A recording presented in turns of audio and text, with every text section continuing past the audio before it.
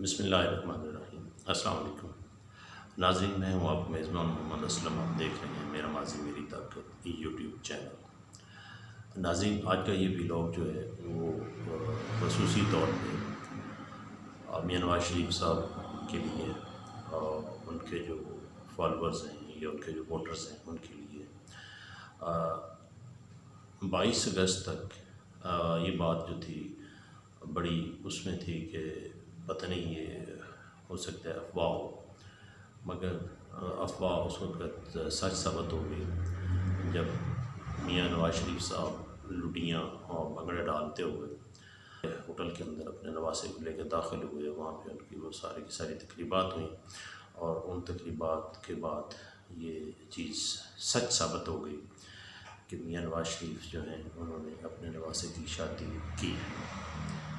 ہم جس دور میں رہ رہے ہیں اس دور میں کسی بھی بات کا حتمی ہونا یا نہ ہونا کچھ نہیں کہا جا سکتا، کیونکہ افواہیں بھی ہوتی ہیں اور افواہیں سچ بھی ثابت ہو جاتی ہیں، لیکن افواہیں دم توڑ گئیں جب پوری دنیا نے ڈیجیٹل میڈیا پہ اور سوشل میڈیا پہ دیکھا کہ بھنگڑے ڈالتے ہوئے وہ معزز اور شرفا باعزت لوگ جو ہیں وہ ایک ہوٹل کے اندر داخل ہو کے شادی کی تقریب جو ہے اس کو بروکار لاتے ہیں یا اس کو مکمل کرتے ہیں۔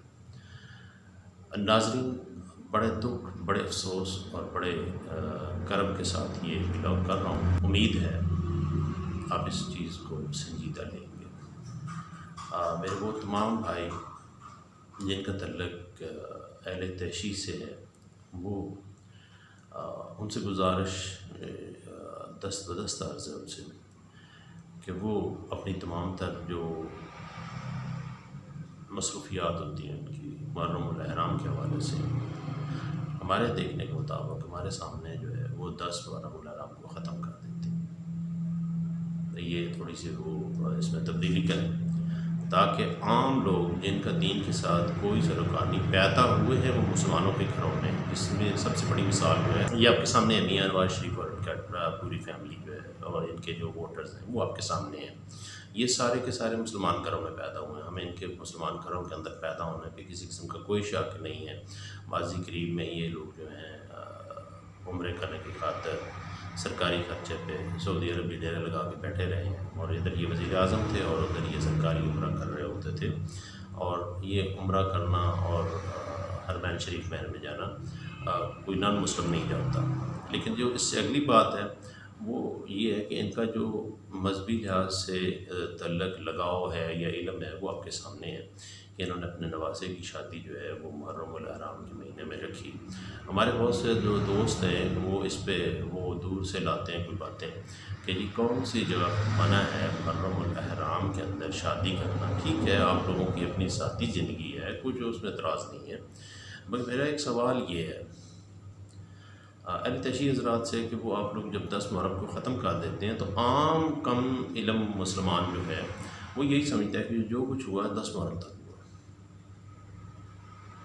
المیہ اس سے 10 محرم کی شام سے شروع ہوتا ہے، ختم نہیں ہوتا، اور آپ لوگوں سے گزارش یہ ہے کہ آپ لوگوں نے جہاں 1 محرم سے لے کے 10 محرم تک لوگوں کو یہ بتانے میں اپنی کوشش کی ہے کہ یہ ہوا، ایسے ہوا، ایسے ہوا، تھوڑی سی ہمت کریں اور اس سے اگلی بات جو ہے وہ بھی لوگوں کو بتائیں تاکہ ایسے لوگ جو مثال ہے ابھی اس وقت میاں محمد نواز شریف صاحب ہیں، وہ آپ کے سامنے مثال ہیں کہ ان کے پاس اس چیز کا علم نہیں ہے اور انہوں نے اس اپنی لاعلمی اور جہالت کی بنیاد پہ 12 محرم الاحرام یا 13 محرم الاحرام اپنے بچے کی شادی کر دی۔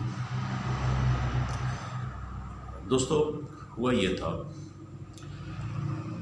کہ امام پاک حضرت امام حسین علیہ السلام جو ہیں وہ 10 محرم الاحرام کی شام کو شہید ہو جاتے ہیں، شہید کر دیے جاتے ہیں۔ یہ ساری چیزیں اہل تحشیش آپ کو بتاتے ہیں، آپ کے اپنے بزرگ بتاتے ہیں، ہمیں اپنے گھروں میں بتائی جاتی ہیں۔ اب 11 محرم کے دن وہ جو خبیث قاتل تھے جن کو میں اب یہ سمجھنے پہ مجبور ہوں کہ میاں نواز شریف ان کا ساتھی ہے، کیونکہ میاں نواز شریف نے اپنے عمل سے یہ ثابت کر دیا کہ وہ ان کا ساتھی ہے، قاتلوں کا یہ ساتھی ہے۔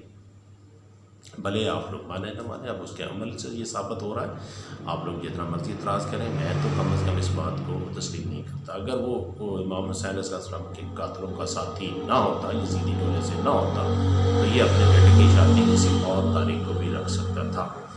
اب مجھے اس بات کی کیوں تکلیف ہے؟ مجھے تکلیف نہیں ہے، یہ ہر مسلمان کو تکلیف ہے جس کے اندر آپ صلی اللہ علیہ وسلم کے گھرانے سے تھوڑی سی بھی محبت ہے، تھوڑی سی بھی عقیدت ہے، اس ہر عام مسلمان کو، وہ چاہے کبھی کونسلر بنو یا نہ بنو، کبھی ایم ایل اے بنو نہ بنو، ایم پی اے بنو، ان باتوں سے ہٹ کے وہ عالم دین ہے نہیں ہے، وہ ایک عام مسلمان ہے۔ تو حضرت محمد صلی اللہ علیہ وآلہ وسلم کے گھرانے سے جو تعلق ہے، عقیدت ہے، پیار ہے، وہ ہر مسلمان کو ہونا چاہیے۔ دوستو، یہ 10 محرم الاحرام جو ہے، اس وقت جب یہ سانحہ ہوا تو اس دن 10 اکتوبر تھی۔ اب آپ دیکھ لیں کہ اکتوبر میں سردیاں پڑنی شروع ہو جاتی ہیں۔ اب 10 اکتوبر سے آخر پہ جو شہید ہوئے وہ امام پاک ہوئے۔ تو یہ جو حملہ آور تھے، یزیدی فوج تھی، انہوں نے خیموں کا رخ کیا، خیموں میں سے بچوں کو خواتین اور امام زین العابدین کو گرفتار کیا۔ اب انہوں نے صرف یہ اتنے احترام کے ساتھ گرفتار نہیں کیا جس طرح آپ لوگ سمجھ رہے ہیں کہ جس طرح میاں نواز شریف صاحب کو گرفتار کیا جاتا ہے ہوائی جہاز میں سے اور جیل لے جائے، جیل کے اندر جج پریشان ہو جاتے ہیں، ایسا گرفتاری نہیں تھی۔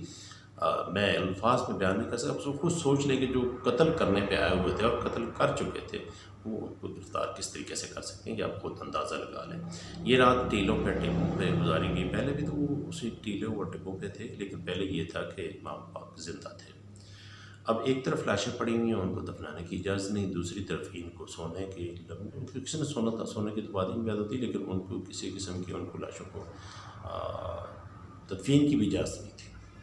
اب آ جاتے ہیں 11 محرم الاحرام کو۔ تو 11 محرم الاحرام کو وہ جو خبیث تھے، وہ جو اہل بیت کا احترام نہیں کرنے والے، آج ہوں یا اس وقت ایک ہی ہیں، انہوں نے ان اپنے کتوں کی لاشوں کو اپنے اعزازات کے ساتھ ان کے گھروں پر روانہ کیا۔ وہ جو اس جنگ میں امام پاک اور امام پاک کے ساتھیوں کے حملوں سے مرے، جہنم واصل ہوئے، پہلے انہوں نے ان کتوں کی لاشوں کو بھیجا۔ میاں نواز شریف صاحب، یہ 11 محرم کی بات بتا رہا ہوں آپ کو، اور مسلم لیگ کے وہ تمام لوگ جو اپنے آپ کو مسلم لیگ کو ووٹ دینے والے ہیں، ان کو بتا رہا ہوں کہ کیا ہو رہا تھا۔ 10 محرم کو چھوڑے، وہ ہو گیا، اب 11 محرم کی بات ہے۔ ناظرین، 11 محرم کو سب سے پہلے یعنی جو سادات ہیں ان کی طرف ان کی توجہ نہیں ہے، ان کی توجہ ان جہنم واصل ہوئے وہ کتوں کی لاشوں کی طرف ہے، ان کو اعزازات کے ساتھ وہ آگے لگا رہے ہیں۔ اب یہ بات ان کی چلتی رہی عصر کے ٹائم پہ تک۔ عصر کے ٹائم پہ انہوں نے قیدیوں کو باندھا، اور یہ قافلہ وہ لوگ چاہتے تو 12 محرم کی صبح بھی چل سکتے تھے، نہیں، 11 محرم کے عصر کے ٹائم پہ، یعنی امام پاک کی شہادت سے ٹھیک 24 گھنٹے کے بعد یہ قافلہ ان کربلا کے مظلومین کو لے کے، قیدیوں کو لے کے روانہ ہوتا ہے۔ میاں نواز شریف صاحب کوفہ کی طرف، وہاں پہ تمہارے بنائی موٹر وے نہیں تھی، وہ پیدل سفر تھا، اور 1400 کلومیٹر کا سفر تھا میاں صاحب۔ شرم کریں، اگر کوئی غیرت ہے تو غیرت کریں، ڈوب کے مریں۔ تمہاری بیٹی جو ہے اس کو اگر عدالتوں میں جانا پڑتا ہے تو پورا بھونچال آ جاتا ہے۔ رانا ثناء اللہ صاحب جن کے نزدیک تمہاری بیٹی جو ہے وہ ساری کائنات سے زیادہ محترم ہو گئی تھی، کہتا تھا کہ یہ بیٹیاں عدالتوں میں چلے گئی، طلال ہم سارے دیکھتے نہیں، یہاں پہ دیکھے آتے ہیں۔ ناظرین، اب یہ قافلہ چلتا ہے تو زیادہ سے زیادہ 15 سے 20 کلومیٹر ایک دن کے حساب سے چلتا ہوگا۔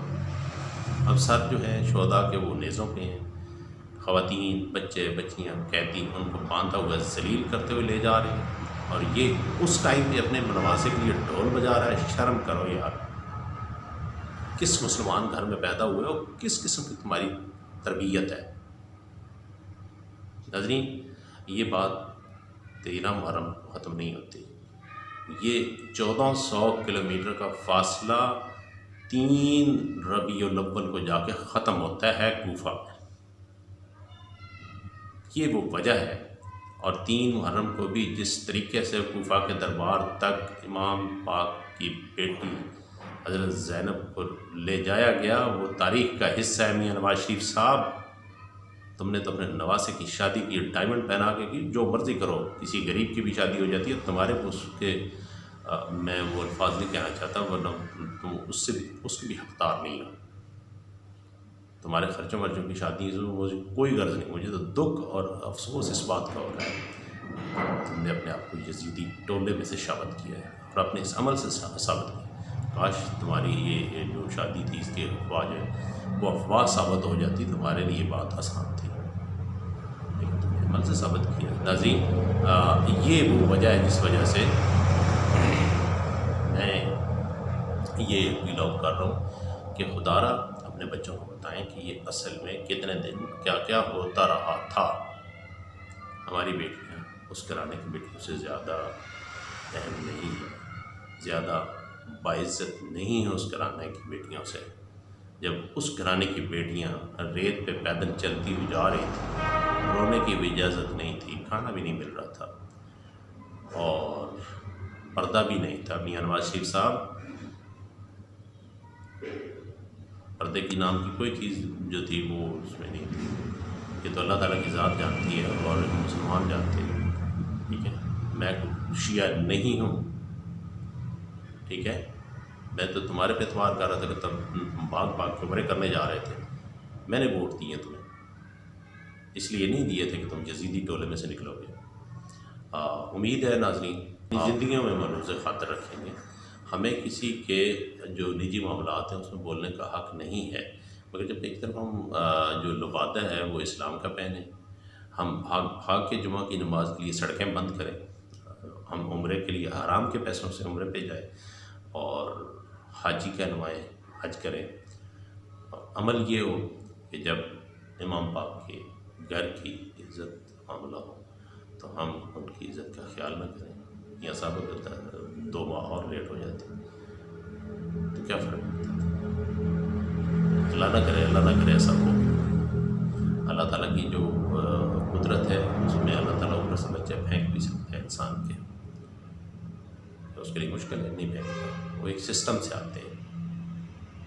اور میں یہ دیکھ رہا ہوں کہ یہ تمہاری حماقتوں کی جو عروج ہے نا، ان میں سے یہ آخری حماقت ہے۔